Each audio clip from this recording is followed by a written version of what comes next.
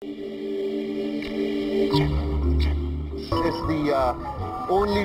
the first and only world-class theme park in the Philippines. So ito po yung tinatawag nating ultimate pasyalan ng mga pamilya natin. It's the place to go for wholesome family entertainment. Pero sa kahariang ito, kapansin-pansin ang isang prinsipeng matipuno, matikas, at may maamong mukha. Siya si Prinsipe Luke.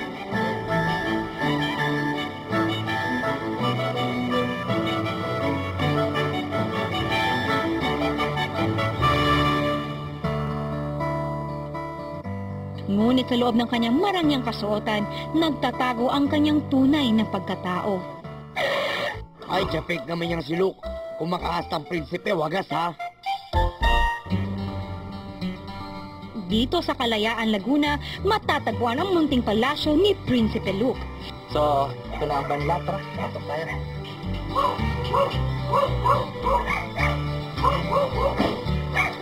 Dito makikita niyo yung mga sari-saring hayop. So, ito si Mama. Ito, nakikita niyo naglilinis siya ng ng banlat. Ang masipag kong mama. Yung banlat, tirahan ng baboy. Doon, nagpapalaki si Mama ng baboy. Tapos, pag dumating na sa tamang buwan, binibenta namin. Kasi yun, kakapera siya. Kahit paano, may income kami. Tsaka may inaasahan din. Bumuwi ako doon sa bahay. Ayun, tinutulungan ko lang si Mama, mabawasan yung trabaho niya para kasi gusto kahit paano, napapahinga naman siya. Basta day off niya, linis siya ng banlat, papasok pa siya doon sa bahay ng baboy para talaga matanggal yung dumi. Galing baboy! Galing baboy! Pag may sakit ako, siya ang gumagawa nangunguha ng kanin baboy sa kapitbahay. Talaga magugat ako, ba, gwapo ng anak ko, nagbubuhat ng mga kaning baboy. Wala, Luke, buti, andito ka, manguha, dami. Pati ang kanilang simpleng hardin, katuwang niya ang kanyang ina sa pagpapalago nito. So, ito na. Ito na yung nakuha namin sa aming gulayan. Ready to sail and dito rin kami kukuha ng panghalok sa ulam namin. Check it out. Let's go! So, ito na. Nakakuha namin sa tataniman, ready to cook dahil ako ang chef for today.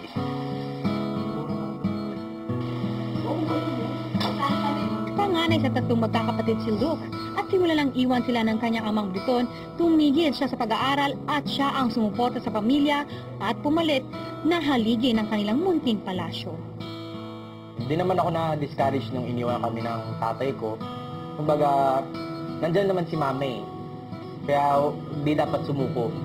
Kaya yung pag-aako ko na yung maging parang haligi ng tahanan, hindi ako sumuko. Kumbaga, kung kaya ni Mama, kaya ko rin. Yung pinakamahalaga doon is buo kami. Nandiyan si Mama, yung dalawang kapatid. Yung kinikita po ni Lucas, talagang inaano niya talagang mabahaginan kami. Alam niya kasi yung pangangailangan namin. Bagamat walang ama, hindi pa rin nawala ng pag-asa si Luke na mabuo ng muli ang kanilang pamilya. Sa tatay ko, kung nasang ka man, sana okay ka. Nung iniwan mo kami, nung 5 years old ako, hindi ako nakaramdam ng sama ng loob. At least thankful ako na binigyan mo si Mama ng mga gantong anak. Nangangarap pa rin ako na makumpleto tayo. Prinsipe Pecto, hindi pa tapos ang kwento ni Luke dahil maglalakbay pa siya sa kanyang trabaho bilang prinsipe sa Enchanted Kingdom. Okay guys, listen, yung schedule natin for today. Bukod sa pagiging prinsipe, kasama rin si Luke sa iba't ibang performance dito sa EK. At sa kanyang schedule na 6 times a week, nakuha siya ng sweldo ng 11,000 pesos kada buwan. Okay Luke, after mo mag-Victoria ng 1:30 and 2:30, magpiprints ka para kay Eldar. 5 o'clock may Victoria's Way. Saka 7 o'clock. After mo send off ka. Ikaw ang closing. As a entertainer kami, kailangan makakonsume kami ng 9 hours sa isang araw. Pero pag maxid na doon, yun na, OT. Pasok na OT doon. Ito na ang costume ko. Tara, bisa tayo. Tara! Ito na, this is your prince for today. Come on, let's go! Di rin biro magsuot, lalo na pagka mag-meet and greet ka. Tapos and then, yun yung sikat ang araw, yung pawis mo, tumatagaktak. Pagkatapos magbigay saya bilang prinsipe ng kanilang kaharian, ibang look naman ang ating makikilala. So, proceed na sa bounce stand for Victoria's Way. Let's go!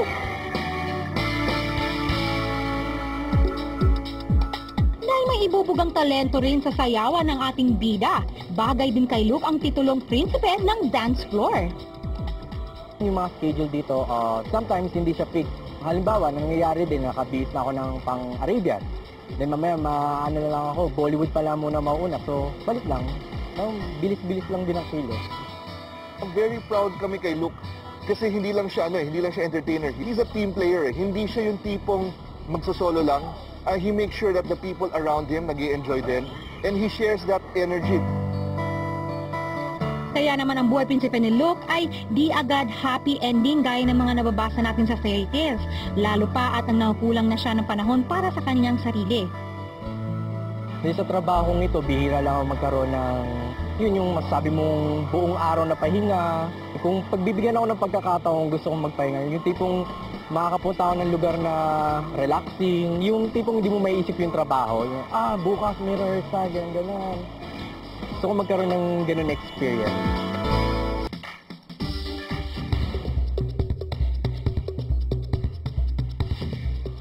Isang espesyal na araw naghihintay sa ating nag-iisang Prinsipe Luke, kasama ang kanyang kapatid na si Yana. Dahil, Luke and Yana, ito ang surprise ng day off para sa inyo. Pupunta kayo ng Palawan! Ay! Bongga! Excited kami, and then, isa yun sa mga place na gusto ko mapuntahan dito sa Philippines. ready nang explore at enjoy ang ating royal siblings ang kanilang water life adventures here in Puerto Princesa, Palawan, kasama ang ating partner na Travel Online. So, tara, let's go na. If you need a day off in Puerto Princesa, Palawan, our packages start at just $4,498 per person, which includes 3 days, 2-night accommodations, and round-trip airfare. Travel Online also offers the Honda Bay Island Hopping Tours and Underground River Tour. Luke and Yana, enjoy nyo lang ang city tour nyo dyan sa Puerto Princesa. Sa Crocodile Farm, interactive naman. Marami siyang activities. Marami kang matututunan doon. Pa-picture kami with the crocodile, and then sama na din natin yung bear cats. Picture mo ako dito. Nagpunta pa kami sa place nung kung saan nasan yung bear cat. Sumakay din sa likod ko.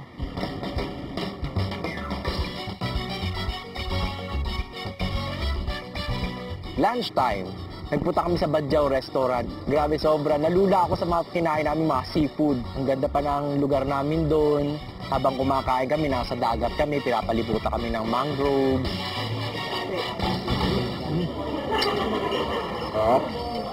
Luke and Yana, sasamahan ko kayo dyan! Pero teka, kailangan ko yata magpalit ng aking outfit dahil diwata ako.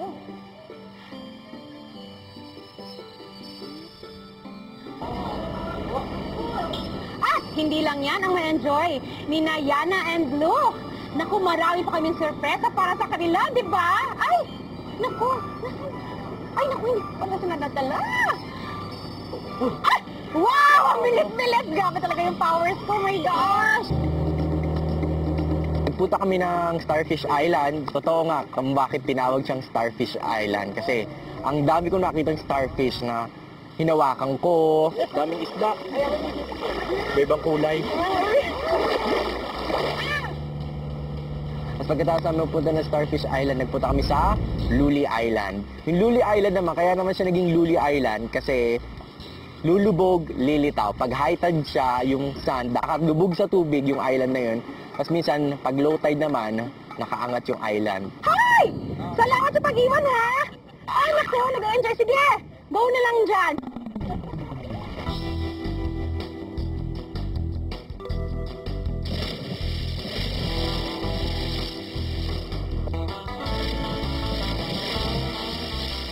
Sa board diving, yung pag-dive ko, ang sarap. 15 feet ang lalim ng tubig, and then Pag nasa ilalim ka ng tubig, may makakasama ka pang isda. Saan mo lang mararanasan yun? Sa Luli Island lang. Siyempre, nandito na rin kami sa Palawan, hindi namin pwede palampasin ang pagpunta sa underground river.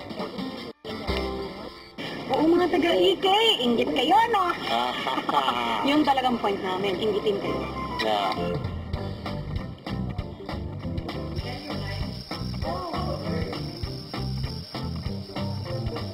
Na-amaze na look sa kanilang mga nakitang rock formation sa loob ng kuweba, gaya ng giant mushroom, si Lion King, at ang Holy Family at marami pang iba.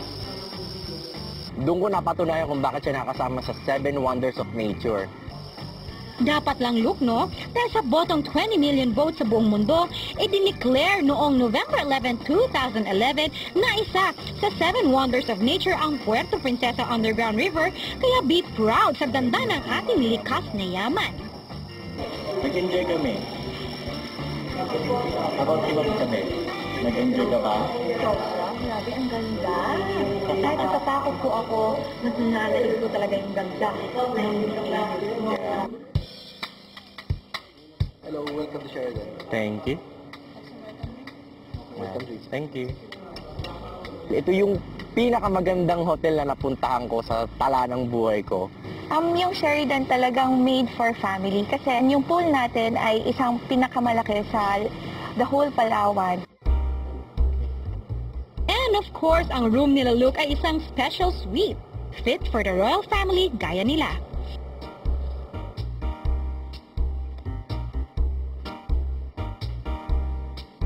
Dito sa Sheridan Hotel, excited kami sa kwarto namin. Pagpasok namin sa room, tatakbo kami kakagad ng kapatid ko doon sa kama, and then tumalong kami, nag-pillow fight. Ma, day off na day off ako dito. Yan si Yano, sa pambuhay. Kaya, Wow! Sobrang pleasing yung place namin, yung kwarto namin.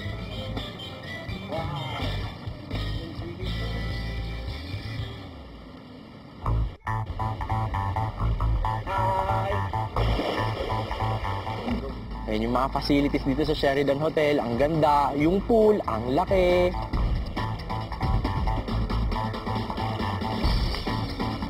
Na nakakatuwa din yung experience. Yung feeling, yung pag-swimming pa lang sa pool ka, parang social ka na.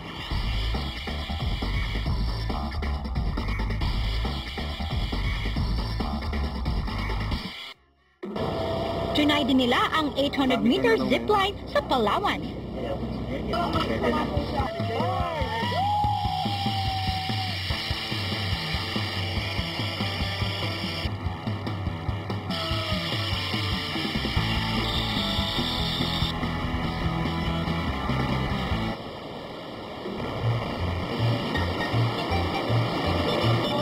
Andito kami sa Halloween. Kain na!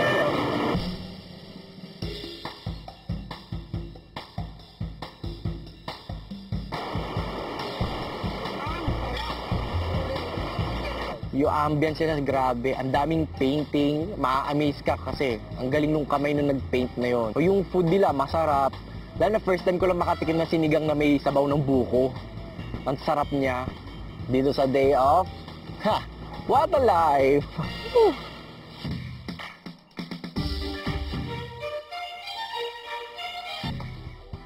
Nalagpasan niyo ng pagsubok, Prinsipe Pecto at Prinsesa Bubay. Pero nasa kamay na ni Ginoong Paul ang pagpapasya. Kung makakabalik na kayo sa inyong pagkatao. Para makatulong sa dagdag income ni Luke at sa kanyang ina, handog ng day off at Vitarich Corporation ang sorpresang pangkabuhayan na ito.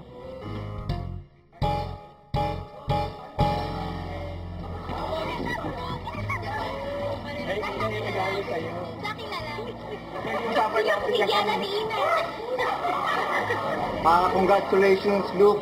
In behalf of Vitarich Corporation and its 63rd anniversary, malugod namin pinagkakaloob ang Vitarich Showcase.